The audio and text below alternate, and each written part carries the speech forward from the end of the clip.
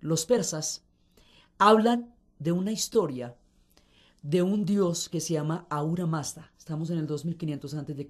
Ahura Mazda tenía dos hijos, Arimán y Zoroastro. Arimán se volvió vanidoso, se tornó en contra de su padre, se volvió arrogante y descendió de su gracia. Zoroastro, también llamado Zaratustra, entraría en una guerra con él por la manera como se alejó de la ruta de su padre, y esa pelea entre el bien y el mal es toda la estructura cósmica de la religión del zoroastrismo. Es muy curioso cómo ellos tienen una idea del bien y del mal, de una dualidad tan parecida a la que más adelante tendría el cristianismo. En un momento dado, tuvieron una garrotera los dos, y el uno va hacia el infierno. Arimán va a quedar encerrado en la montaña de Terán. Tiene unas montañas gigantescas la ciudad. Y en el 3000 años después de esa pelea, supuestamente, va a salir Arimán. Zoroastro se va a enfrentar con él. Esa pelea será definitiva. Y una vez que esa pelea concluya, será el juicio final y el comienzo de una nueva era.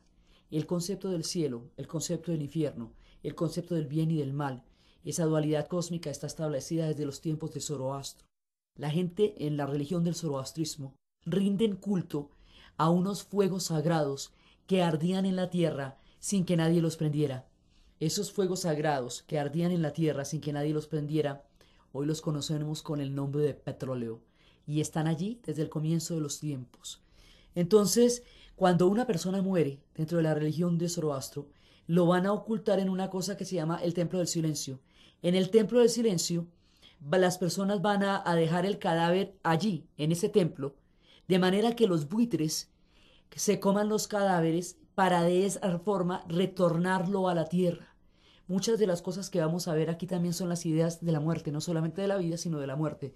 En los templos del silencio de los zoroastristas es la forma como los muertos van a regresar al lugar de donde vinieron, a la tierra, pero a través de la acción del animal que es el cuervo, es su forma.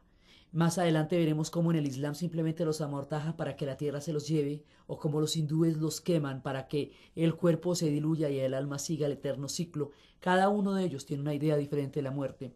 Los zoroastristas existirán durante muchísimo tiempo en Persia, y después, cuando llegue la era del Islam y no puedan mantenerse por mucho tiempo más, irán a India, donde hoy siguen siendo una religión viva e importante. Los persas, como van a tener una expansión tan grande, porque es un imperio que va a llegar hasta, va a cubrir casi todo el centro del Asia, lo que es Afganistán, en esa época llamado la Bactriana, la cuenca de Pamir, toda esa parte del centro del Asia era el imperio persa.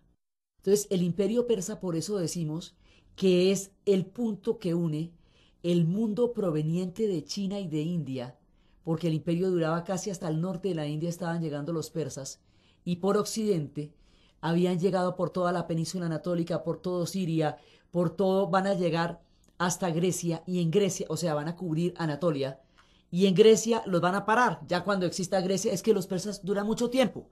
Entonces, como duran mucho tiempo, pues arrancan desde esta época y son contemporáneos de la media luna fértil, pero también van a ser contemporáneos de los griegos, porque los persas también van a ser un imperio muy grande. Los persas son difíciles de seguir en la historia, porque cambian de nombre cada ratico. Se les llama iranios, país de Irán, país de los arios también. Se les llama persas por los parsúas, porque ellos se conforman de una serie de tribus. Cada una de esas tribus ha dominado en una época. Entonces, a la tribu que domina en esa época, así llaman a la civilización. Si son los parsúas, se les dice persas. Si son los medas, son las guerras médicas, que fueron las que tuvieron con los griegos, que era contra los medas, o sea, contra los persas. En tiempos de los romanos se llamaban partos. Entonces era la guerra contra los partos. Se llamarán, en tiempos de Jerjesidarío, se llamarán aquemenidas. En tiempos del medioevo, ya más adelante en las épocas del Islam, se llamarán sasánidas. Entonces los arios, iranios, o sea, la tierra de los arios, los iranios, los persas, los medas, los sasánidas, aquemenidas, son los mismos, la gente de Irán. Este país de Irán, hoy en el filo de la encrucijada de la geopolítica, este país de Irán es viejísimo, viejísimo y contemporáneo de todos ellos. Y allá se va a dar una civilización enorme.